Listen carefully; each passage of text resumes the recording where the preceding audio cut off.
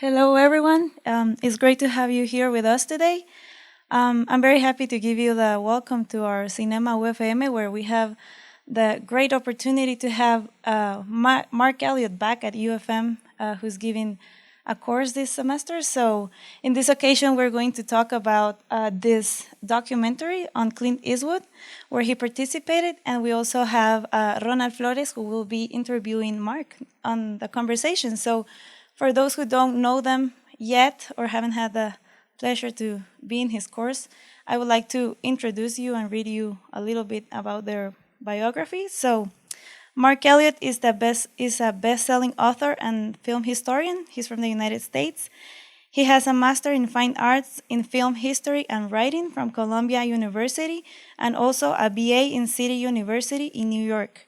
He is the New York Times best-selling author of more than a dozen books on popular culture, among them the highly acclaimed biographies of Cary Grant and Jimmy Stewart, the award-winning Walt Disney Hollywood Dark Prince, American Rebel, The Life of Clint Eastwood, and many others. He has written on the media, on popular culture for numerous publications, including Penthouse, LA, Weekly, and California Magazine. Marc Eliot, as you know, is a visiting professor at the film school where he is teaching the classical film seminar course and also the masterclass and analysis of Hollywood cinema. He was part of the group of actors, filmmakers, and biographers who were interviewed for this documentary that we're about to see. And I also want to introduce you to Ronald Flores, who will be joining us within a few minutes. Ronald Flores is an author and is the director of the Education Department at UFM. He has a master's degree in comparative literature from the University of Texas in Austin. He has written several novels, including Último Silencio, which was translated to English as Last Silence. Also, he has been a creative consultant on advertising, cultural, and political projects. He currently teaches creative writing at the UFM Film School and also an open online course on the history of Guatemala at Open Courses UFM. Welcome, Ronald. That's a great entrance. So we hope you enjoy the documentary, and we invite you to make your questions and participate in the conversation afterwards. So thank you. So welcome, Marc. This is a very interesting, thoughtful, and in-depth documentary that gives us a glimpse of Clint Eastwood's prolific and wonderful career. I couldn't help but remember some of the movies that I had seen during my lifetime. Curious fact, more than 42 films.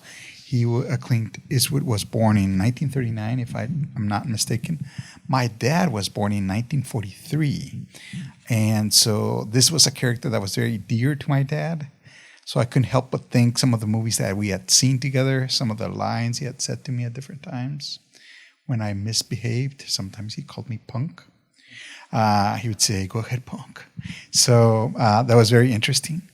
And what I want to highlight and emphasize for you, Marc, and for you, the audience, and our dear students, is how eloquent you were. I mean, it's I've shared the stage with you over the years, and we had many wonderful talks. But some of the things that you say, I just want to keep quoting because you have such good insight about Clint Eastwood as an actor and as a filmmaker. So I want to begin with that question.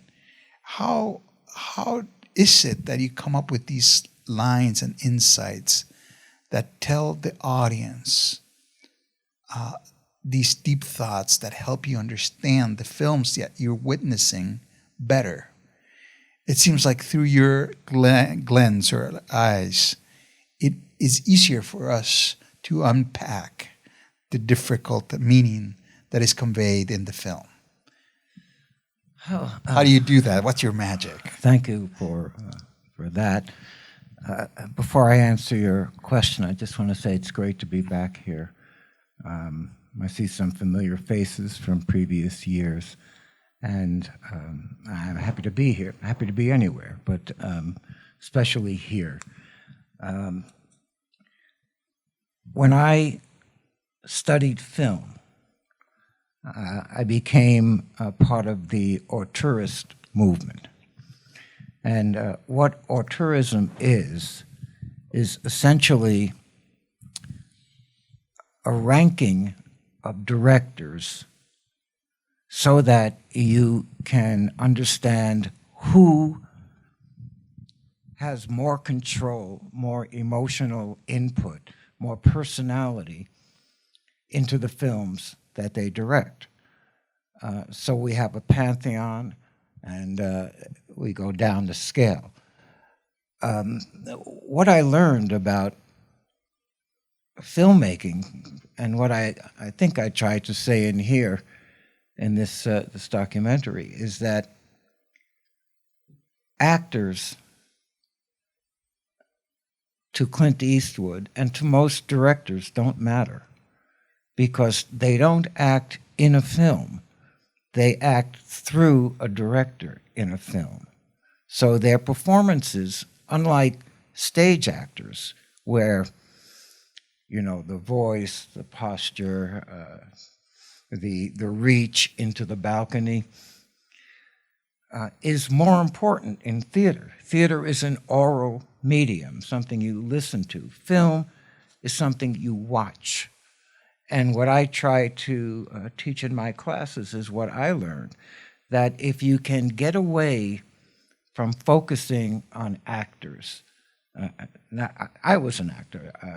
I have nothing against actors, but if you can look at a film beyond what is visible and try to look at what is visual, you begin to understand why auteurists are more concerned with directors than with actors. You, as he even says himself in this documentary, or somebody says, at one point he used real people, the people who, you know, that tells you that actors, to him, are not making the movie. There's a side of him that doesn't like to share, that's for sure. But there's a deeper aspect to all of this, I think. And that is that hovering over almost every Clint Eastwood film is this specter of death, is this fatalism, this idea that characters ride off into the sunset, which is a kind of an existential metaphor for death. And it's like a bad dream. It keeps on recurring in his movies. And that's why auteurism demands, in a nice way, that you have to see every film, or as many films as possible, of a director. Because if you just saw Dirty Harry, you would not have any clue as to who Clint Eastwood was as a director, even though he didn't direct that film. If you only saw Unforgiven, there would be no context to who Clint Eastwood is as a director, his own relation to himself as an actor. You know, what is he trying to express invisibly that matches what he's expressing on the screen? And so with major directors, and I certainly would include Clint Eastwood as a major director for stamina alone, is that there is an arc to their work. There is a refinement to their work. There is a growth as an artist. As I tell my students, if you only see Starry Night, the Van Gogh painting, and you don't have the context of Van Gogh's life in art that begins realistically, and then as he gets crazier, that vision of the sky is you don't look at it and say, wow, what a crazy vision that, what a crazy painting. You look at it and you say, That's what Van Gogh was seeing. That is actually the way he saw the sky. So again, he's not in the painting, but he's in every inch of the painting. So one of the nice things about this documentary, I think, is that it tries to show you the link from film to film, or the highlights of certain films, to show you that he goes from a Hollywood extra who eventually is rejected by the studios because in television because he wanted to direct an episode his own way. And when he said, during that episode, when he said, look, let's put the camera over here, and all the union guys said, look, just do it the same way we always do it. Don't give us this creative stuff. This is television. And that really bothered him because he didn't see it the way they saw it. He didn't see his character the way he wanted it shown. And so when he got to film, one of the things about Sergio Leone that helped Clint Eastwood develop a nonverbal character from film to film to film is that it was made for an international audience. And they didn't want to have to go through the expense of dubbing or subtitles. And so they solved the problem very easily. Let's take out the dialogue and let's tell the film visually in a universal visual context. So if you watch that film with no sound, you actually see it better and clearer than to be distracted by the talking rather than the acting. And that's something that Eastwood, I think, is best at instinctively, is that you get rid of the oral aspect as much as possible, and you force an audience to watch a movie. And that is his great skill. And then, of course, the other part of it is, again, from an auteurist viewpoint, is that all these characters are the same. He has, as the red-haired girl, by the way, the hair coloring in this film is quite interesting, including mine. As Grace said, he's this character who continually appears. But the problem with this film, if I can criticize my own film, is that in order to get the rights to these movies, they had to downplay what I think is an essential part of understanding Clint Eastwood. And what I wrote about is not just and then he made, and then he made. You need to know who this person is so you can understand why he has these urges, this fatalism, this idea of solving conflict with guns rather than with reason. The other thing you notice when you see all of his work is that there are almost no romances. In the film where, in Play Misty for Me, which I think was the first film he directed, it was 1971. I've always seen that film as a metaphor for Vietnam. You can have a one-night stand and get out. It looks very easy. The conquest looks very easy, but you can't get out of it. You're stuck in it. And that, of course, in 1971 resonated with audiences. But today's audiences, even if they're aware that Vietnam was such a disaster, they're not able to make that connection. But you don't need to, because the metaphor of a one-night stand that winds up in this unending stream of increasing violence is the same metaphor that he is talking about in the film, that you can't go in and say, well, I'm going to conquer this turf, this country, or this woman. and then go happily on my way and think there are no consequences. So to me, those are the things that make these films so vibrant, is that he has a way of taking what he lived, including all the problems with women that kind of glossed over here.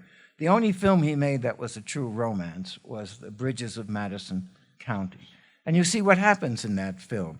First of all, he's a photographer, so you understand the link immediately between directing and photography. But secondly, he leaves. He goes into this existential death of his own character because he can't relate to a feminine side. And that's always been my big criticism. What keeps him out of the pantheon is that there are no real women in his movies who are independent and who can resist this, barroom macho style that he has. I think that's part of what I see. And when I write biography, I always try to relate the man to the movies and the movies to the man. And so if I were directing this, of course I'd have much more to say, but if I were directing this, I would look much more deeply into, as you say, where does it all come from? When you watch this movie, you really don't know why he is the way he is. And in criticism, which is very close to biography, I think, and auteurism, you need to know who these people are to understand what they are trying to express. Let's take, for example, Alfred Hitchcock, whose favorite actors, they each made 4 of his films, Cary Grant and Jimmy Stewart. If you don't know anything about Alfred Hitchcock, okay, these are great Hollywood movies. But if you do know something about Hitchcock, you realize that the repression that is inside of him for being short, fat, ugly, bald, British, whatever you say, he turns himself into tall, dark, and handsome. And so what you're seeing on the screen in a Hitchcock film is the projection of his inner desires and his repression. And once you understand that, then all these movies like Rear Window, like Vertigo, take on a much deeper and different meaning, because you're seeing Alfred Hitchcock's invisible but visual input into his films. And these films are so great because he has total control of his technique. And when I talk about technique to students, I say all cakes have the same ingredients. You have flour, butter, eggs, sugar, whatever. You give 2 people, put them in a competition, say, bake a cake for me. And one of them is a world chef, greatest chef in the world. And the other one is someone who knows how to make a cake, but cannot compare with the chef of the world. And so what does that tell you? It tells you that when you study film technique, or as some people call it, semiotics, you learn the ingredients. Okay, it's eggs, it's milk, it's this, it's that, but it's the construction, what you do with the ingredients, that makes a ranking possible. So as I tell my students every year, there are only 8 plots, famous 8 plots, that all films, all literature, adheres to these basic 8 plots. So if you've seen 8 films, you don't have to see any more films. You know what the story is. Boy gets girl, boy loses girl, boy gets girl. So it's not the story. It's the way the story is told. That's what makes Clint Eastwood a special director. And when I wrote about him, I needed to know, well, you can see the clock ticking, but I needed to know why it was wound so tightly. And that to me is a way to enter Clint Eastwood. If you notice in this film, the media critic talked about the media impact. The cinematographer talked about the cinematic impact. The actors, of course, talked about how important actors are. And I'm not saying they're not. Believe me, I'm not saying they're not important. They are part of the story, the glue that holds together something deeper, something richer, something that makes film separate from theater, from literature, from music. Film is its own art. And if you can get beyond plot, if you can get beyond acting, I want to go see Marlon Brando in a film instead of I want to go see Elia Kazan's film, then you can begin to understand what the art of this medium is. And for those of you out here who want to be directors or screenwriters or actors, I think you need to understand the art of the medium that you are entering. So, as I told my students today, this doesn't mean that you can't make Avengers 252.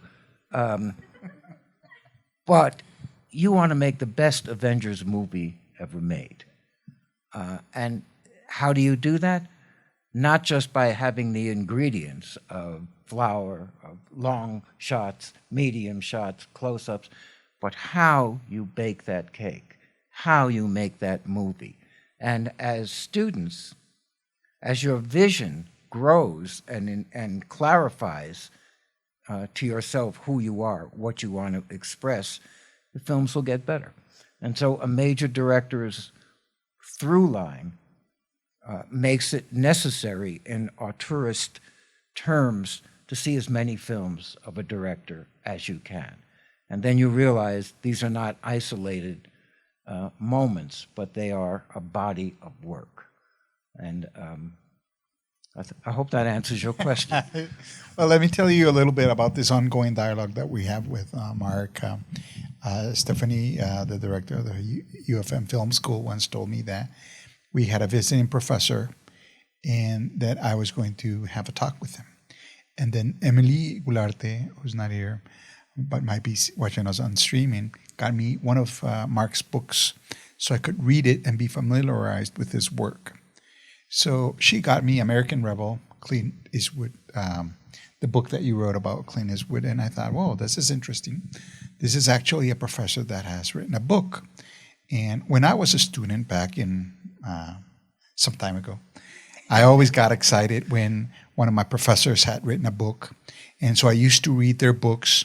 I got so nerd that I would read their theses for the licenciatura that they wrote. I would research in the library, get it out and read it. So I would know what the professor was about. So when I got Mark's book, I thought, oh, this is serious. And I read the intro, and I had planned to read it for about maybe 10, 15 minutes. And then, I started reading it, and time just flew by. I probably read 3 or 4 chapters, and I thought, oh, he has a lot to say. And Clint Eastwood, An American Rebel, that's the title of the book. It's in the library. You can check it out. Was such a great read that I think I had a week to read it. I read it like in 3 days. I used most of my free time to read it. And I was so excited. I couldn't wait to talk to Mark and just learn from him. And then over the years, I gotten to know more of his books. Steve McQueen, you just mentioned them and I forgot. Cary Grant, thank you. And one of my personal favorites was Ronald Reagan, because I was named after him. So the fact that, there's a lot of Mark's work, I also became sort of an auteurist, but on Mark. So now that this is probably third time, this is his third year coming here, we gotten a chance to read some of his work. I encourage you to listen to his class. As you had seen, he has a lot to say. But these are authors and movies and directors and actors that he has thought about a lot, and he has written about them a lot. So please make the best of his classes, listen to him. But to continue, because this is an interesting conversation, I'll just like to say, you're talking about the authorism method, and that is something that you are telling the students a little bit about how they're engaging in the study of film. And most of you are at the beginning of your career. You're just trying to wonder what your first film is going to be about. And here is a professor that knows so many films. And so what is your recommendation in this open forum for students, how they should go about their career as they begin watching films? What is your recommendation? What should they be doing more than just watching whatever comes up in the screen?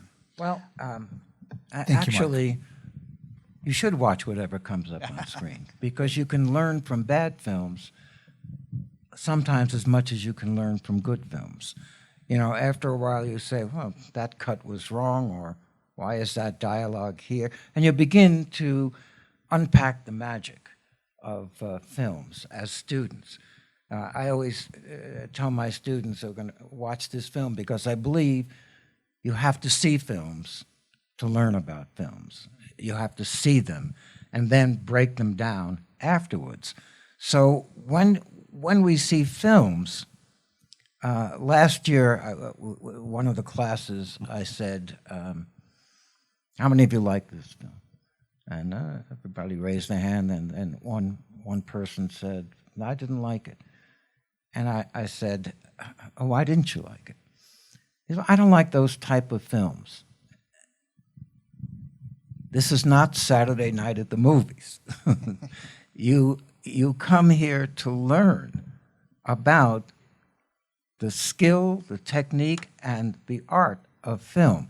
Now, I'll tell you what's great about working with young students is that you are probably the freest you will ever be in your life, which means you can make all the mistakes, you can make all the bold moves that you want to make in your films, where you haven't got a studio breathing down your back, or you haven't got a mortgage, or you haven't got 6 wives to support, 32 children to put through college. This is the time to devote yourself entirely to who you are as a filmmaker. Now is the time. And the reason we look at, I hope, great films when I show them is to partly to have students intellectually understand them, but also make emotional connections with Rings Their Bell, and to examine why this film makes you so excited, makes you want to make films. So yes, as you get more mature, grow older, your films will either get better or get worse, depending upon outside circumstances. Clint Eastwood, the only reason Clint was able to work so long is that he made money. Successful. You can't worry about that when you're learning an art. You have to take this precious purity of your lives, this point in your lives, to devote yourself to connecting art to you. And you may never have that again. You may wind up making the best Avengers, but it doesn't matter. What matters is that you make the film the best that you can make. How do you do it? You learn. That's why I'm here. I learn from the students, their reactions, their takes.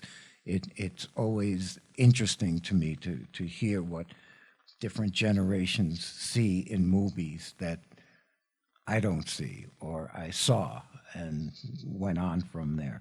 So, I don't like to teach full time because I haven't got the time, because I'm a writer.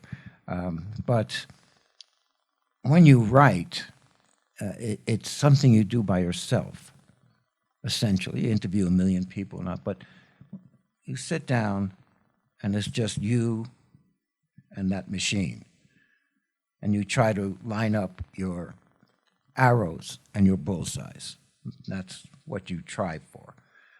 And then after, I just finished a huge book that came out 2 weeks ago, #1 on Amazon. And so when I finish a book, I love to get out and reconnect socially and intellectually, and to remove the isolation of art.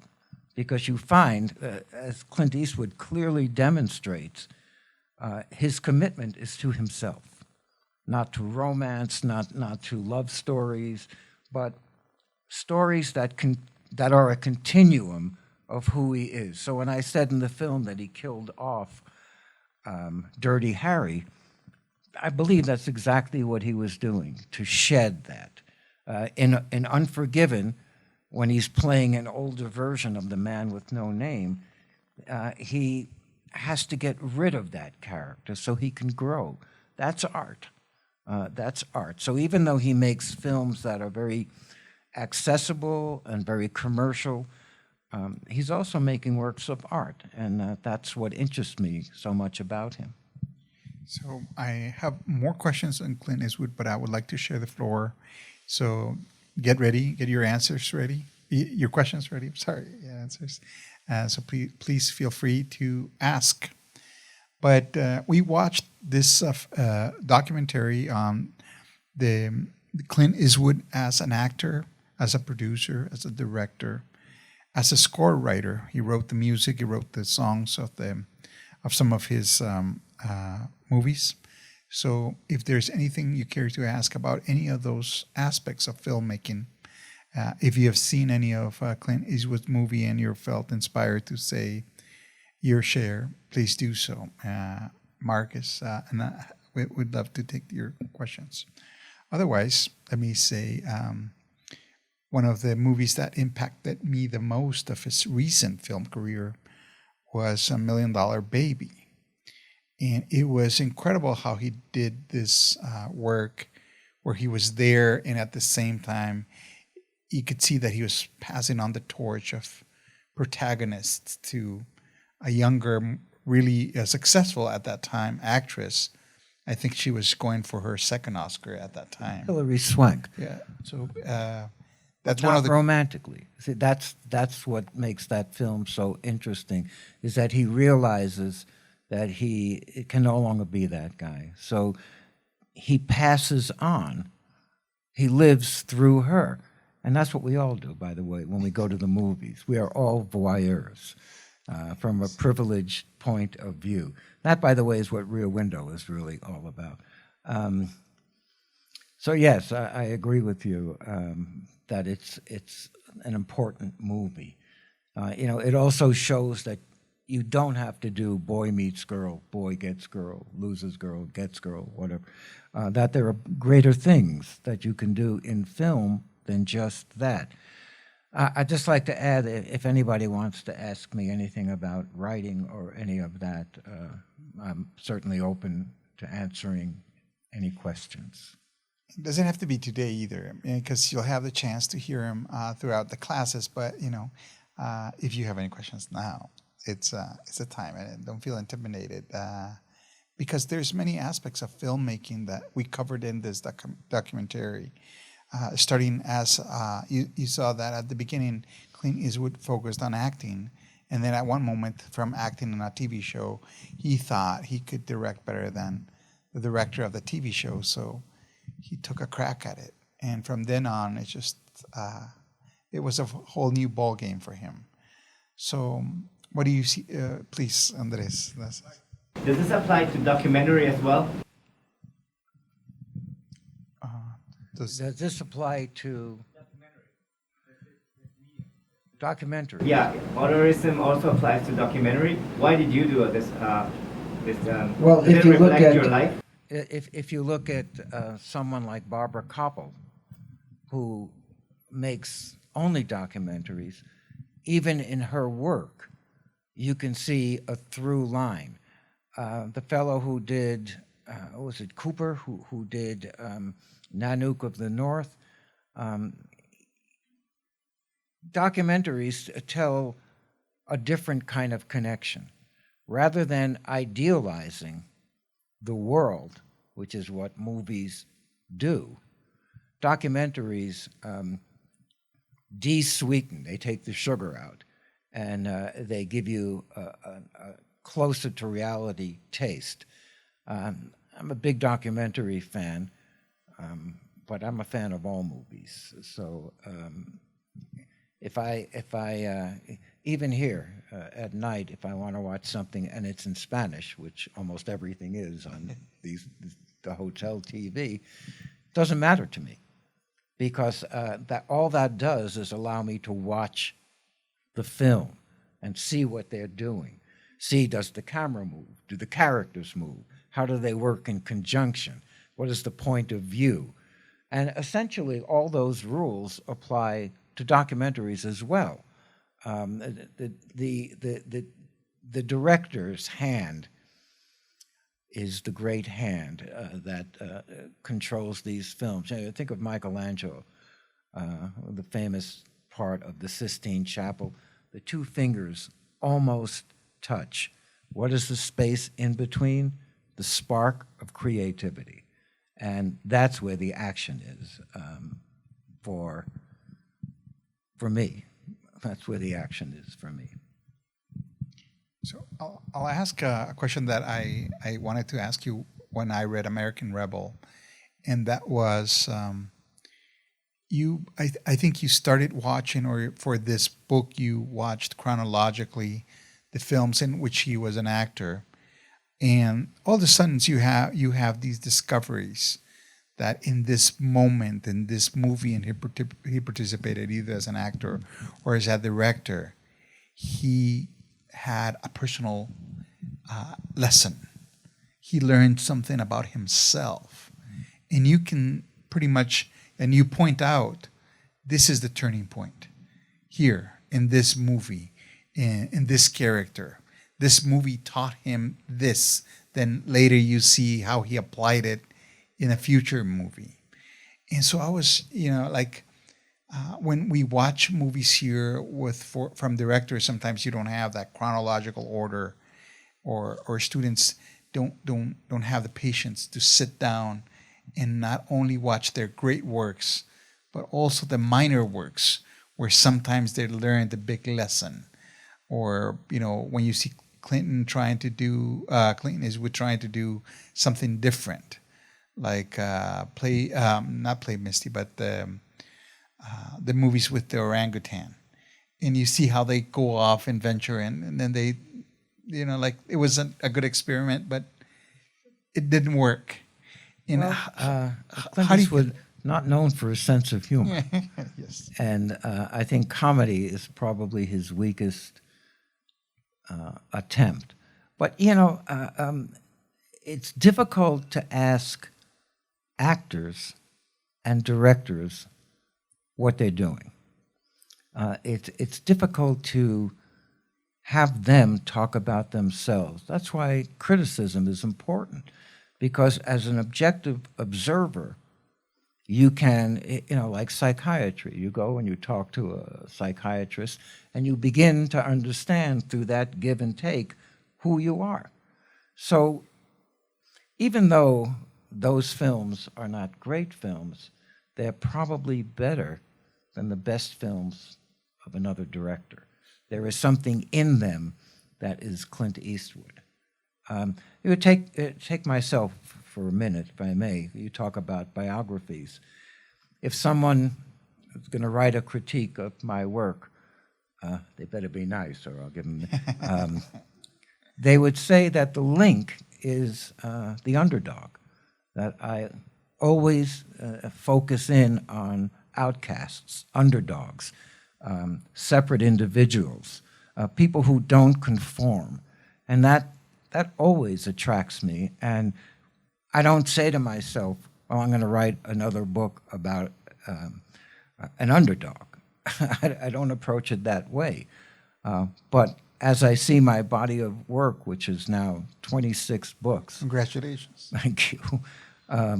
Very impressive. Wearying, but very satisfying. I begin to look back and self-evaluate. I'm going to be doing a memoir soon, and I think it'll surprise some people about where some of this stuff comes from. But as I say, talking to students, dropping in, so to speak, and spending a few weeks with them, not only benefits them, I hope, but I know it benefits me. And that's what the love of teaching is all about, that it's not a monologue, it's a dialogue. Yes.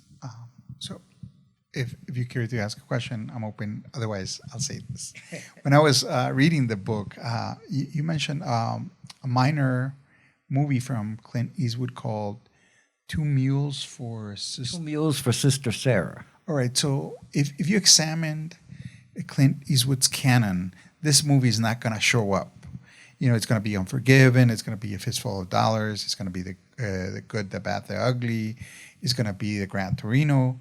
Yet there are lessons in that movie that make it crucial for Absolutely. any student of film to watch this movie that nobody notices, or it's not in his canon, is not one that you should recommend for someone that is getting familiar with Clint Eastwood. Yet, for someone that is studying him, you have to watch it. There's something there. Well, that's auteurism. I mean, you have to see as much of a body of work of a director as you can to understand where that is placed in his career. And that's an interesting movie. That's a film where Shirley MacLaine plays a woman of the night dressed as a nun. And you don't know that for most of the film. You think she's a nun.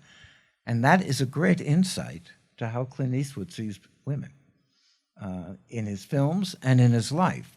You know, this idea of fake purity, of pleasure versus faith, of commitment. All of that is in that film. But what is the plot? Trying to escape from someplace.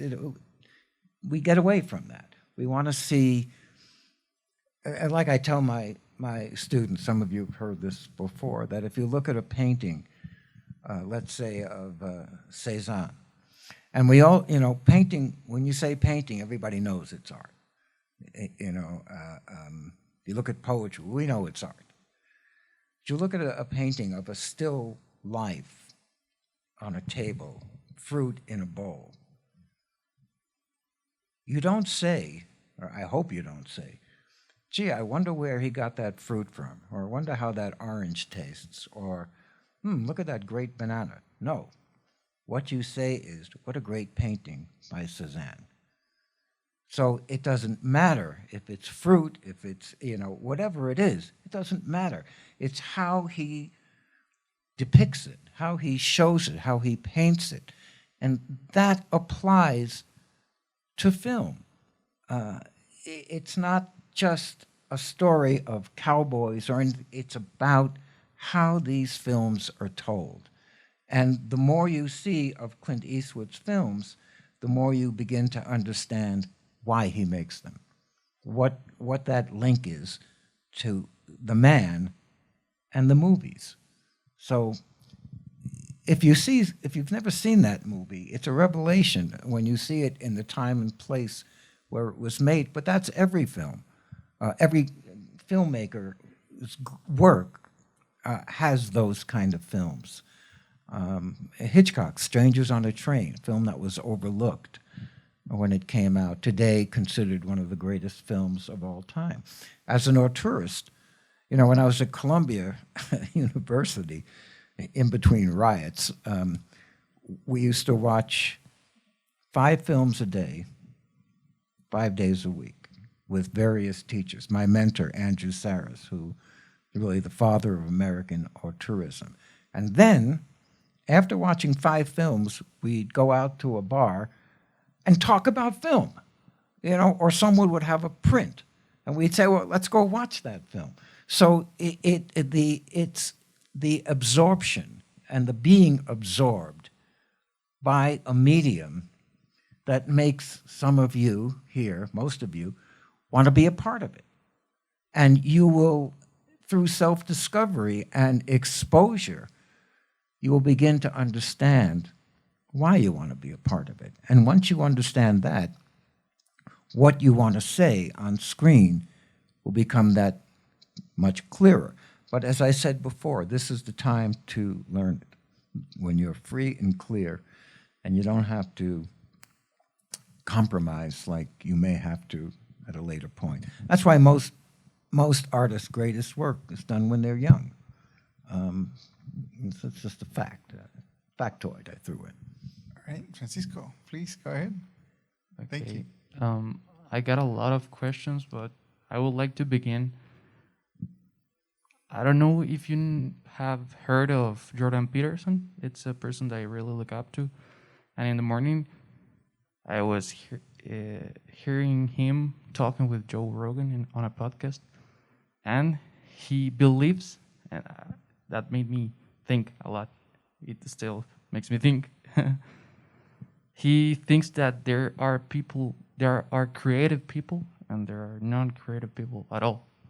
So first of all, I would like to know your take on that, but with your experience and your knowledge on actors. And that's another thing that I have talked about, that some people think that actors are not creatives because they just portray a character, but others think that they are super creative because they add these characteristics, these things.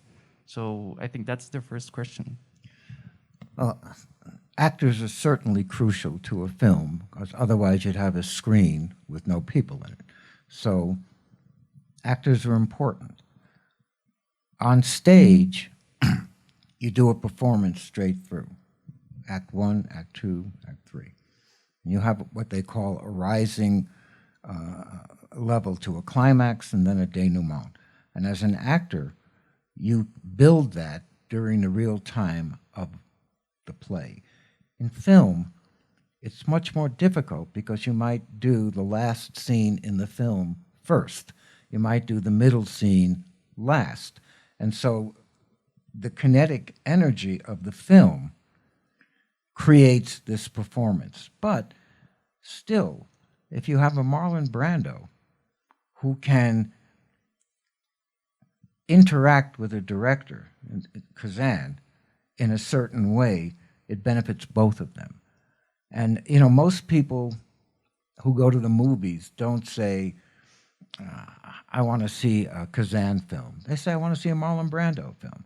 Yeah, you know, actors certainly have a place. But when we talk about the art of film, you can see Marlon Brando in On the Waterfront, fantastic. You can see him in The Chase, and it's, who is this guy?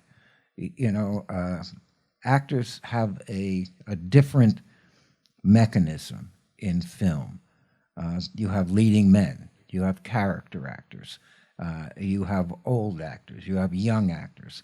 And no matter how hard a character actor tries, he will never be cast as a leading man. That's just the reality of the business of acting, is that you must come to a point where you know this is who you are, this is who you're going to be, this is your money card. And that's important, because what you bring to the screen helps the director express himself. You are, like I said before with Cary Grant and Jimmy Stewart, they are projections from the get-go. They're cast for what the director sees as himself. So yeah, important. And I don't mean to denigrate actors at all, but when you go into a film, actors are not in charge unless they're making their own film. So they are making someone else's film. But look, I have favorite actors and favorite actresses, and sometimes I write about them. Sometimes I don't. Yes, somebody else. These are free, by the way. There's no charge tonight for these questions. We're giving away Maybe free later. questions tonight. Maybe later. Okay, please, Francisco, follow up and Follow up? Go ahead. Something that I cannot get out of my head is the idea of us having you here. Okay, so I really think that you're a well-known author. I don't think this is your only option to come and tell us all your knowledge, and I feel really grateful, really. And sometimes I feel like it's not real. And my question is, what do you see on us as Guatemalan students trying to begin in this industry? Because I think that you as a character, knowing all that stuff, being in the spaces around all the Hollywood stuff and coming here, it's really, sometimes I don't believe it. Well, the first part is the best question I've heard all night. For the rest of it, it's a privilege for me to be able to work with young people. As I said before, I learn from them. Now, Guatemala, I'll tell you very briefly how I got here a couple of years ago. I was at a convention. I was a keynote speaker at a conservative convention. My politics are not conservative. But they usually invite me because everybody else is so boring when they talk about politics that they need someone to come in and, wake them up a little bit. So that year, I talked, the theme of the thing was Westerns. And I talked about how film is a living history that you can't escape from. Specifically, the way Black people were treated in Hollywood, the way Spanish people, the Si Senor and all that. The president of this university then heard me say all that to a conservative audience, which was, not what they were expecting to hear.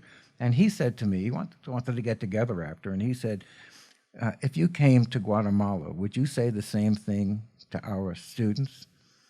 I said, why not? If I can get through this crowd, I could certainly get through Guatemalans. But, I'm still, even though I'm 95 years old, I'm still, thank you for laughing, for a second there, I still learn. And so Guatemala became, for me, not just a teaching experience, but a living experience. And I find all that you read about in America, if Guatemala is mentioned at all, the immigration, the poverty, only when you go somewhere do you really get to see a part of a country that nobody talks about.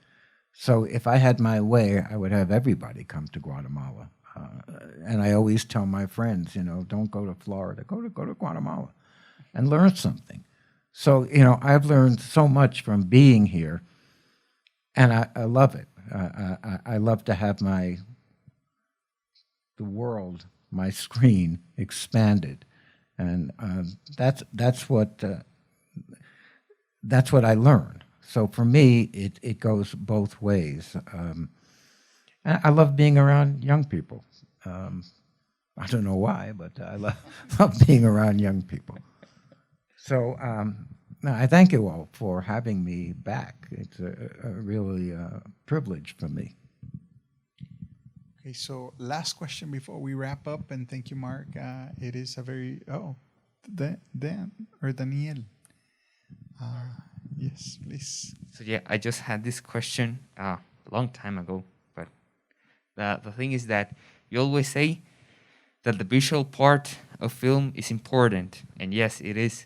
But I have always wondered, what do you think about sound and soundtrack of the film? Like, do you also think that's important, and that's also part of film, or that should just be cut out of film? No, as a learning experience, film is a visual medium. And so music, as great as it is and as important as it is, some of you were here when we watched Till the End of Time, and the music drowned out the film. It was so loud, so trying to drive your emotions. That's what music does in a film. It tries to get those tissues coming out and wiping those eyes. If you, as a learning experience, not as an entertaining experience, if you watch films without the sound, you will learn a lot more about films. Yesterday was it, or yesterday, we watched The Best Years of Our Lives, and then I took two scenes. You were there. We took two scenes without sound to show you what the director was doing. So sound is like makeup. Everything that works, that makes you look better, that makes a film prettier, you use. It doesn't mean it's not good. But to learn film, it's kind of backwards to say, well, music, why isn't music as important? That's an add-on. That's something that embellishes what film is. I highly recommend that you go and watch a film that you like without sound. It is a revelation. And you will learn something, I believe, from that experience. As I say, when I come here, I watch all these Spanish films, anything that's on at 2 in the morning. I turn the sound off, and it's quite entertaining. Plus the fact that I'm going deaf, so I have to get used to it. Well, let me wrap up saying that Mark's latest book is about a country singer, The Hag. So he knows a lot about music as well. And The Hag is was in one of these clips. Oh. The country band that you saw playing, Hag is in that clip, and it recorded a song from that movie that became a hit with Clint Eastwood. Oh, so everything is linked. So yes, everything is linked, and so he knows a lot about music, and he advises you to watch a movie silently. There's a lot to it. It's not that he's dismissing the music. He's written extensively also about music. So thank you, Mark. Thank you for being with us again.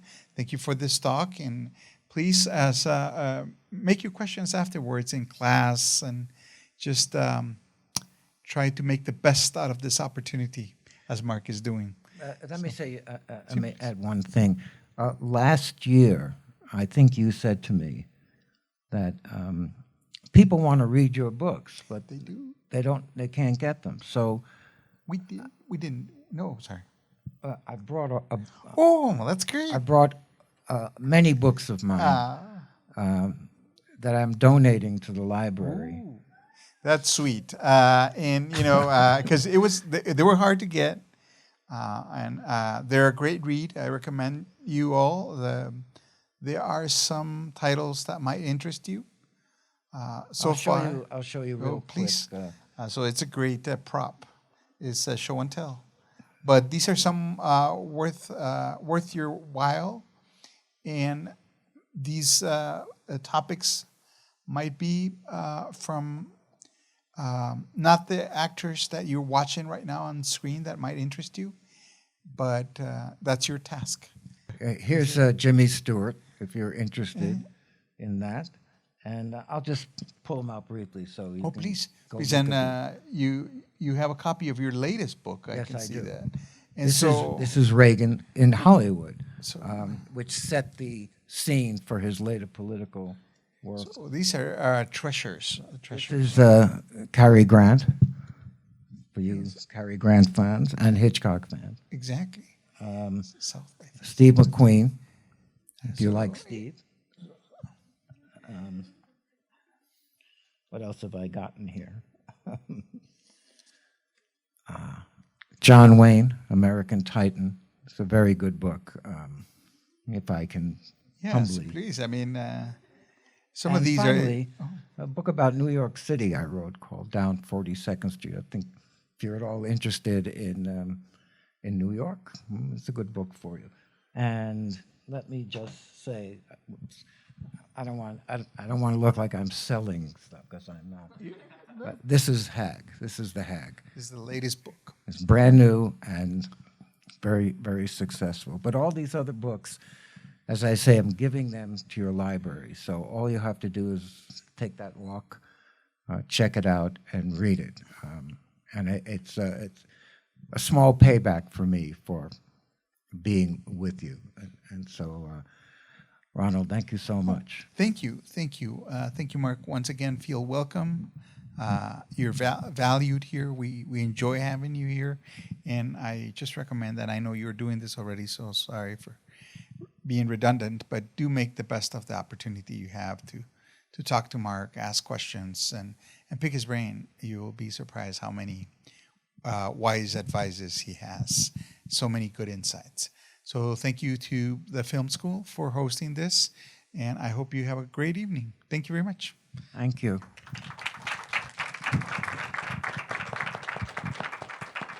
Thank you all for coming.